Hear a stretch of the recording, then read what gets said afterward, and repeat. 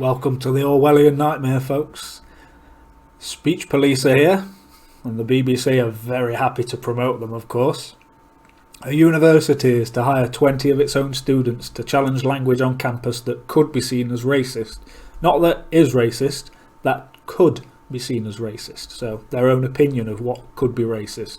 And I'm sure that a lot of us already know by now that the education system in our country is filled with a lot of very left-wing people, so you can imagine what their version of racist really is.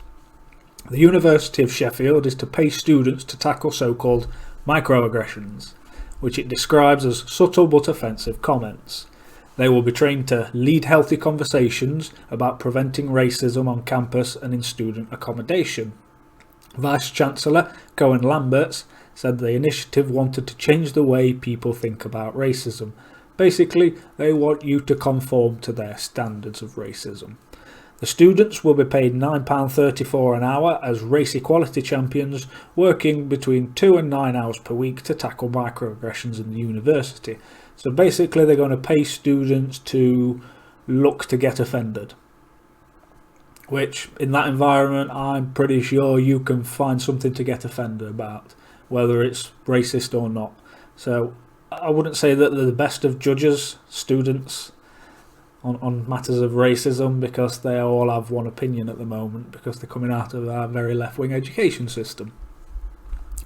These are described as comments or actions which might be unintentional but which can cause offence to a minority group. It gives examples of what it means by microaggression, such as stop making everything a race issue. Why are you searching for things to be offended about? Which is what I just said. Where are you really from? I don't want to hear about your holiday in South Africa, it's nowhere near where I'm from. Being compared to black celebrities that I look nothing like. Some weird ones there. Rather than being about controlling people's speech, the university says it is about opening up a conversation.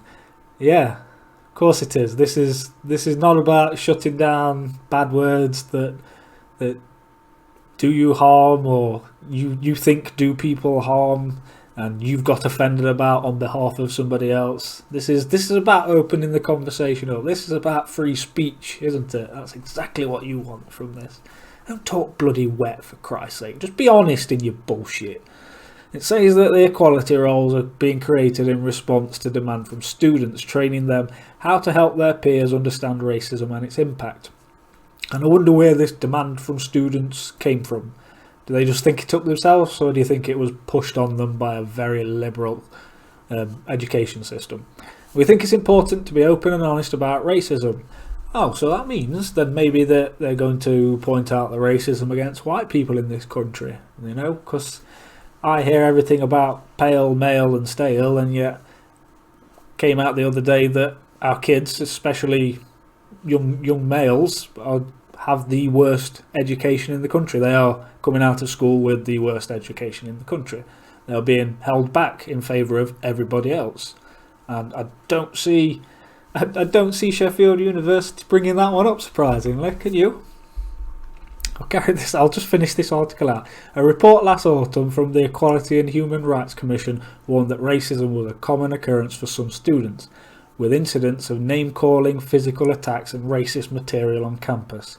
The equality watchdog said that universities did not want to face up to the scale of the problem because of fears it could harm their reputations, or that it's just a load of bollocks.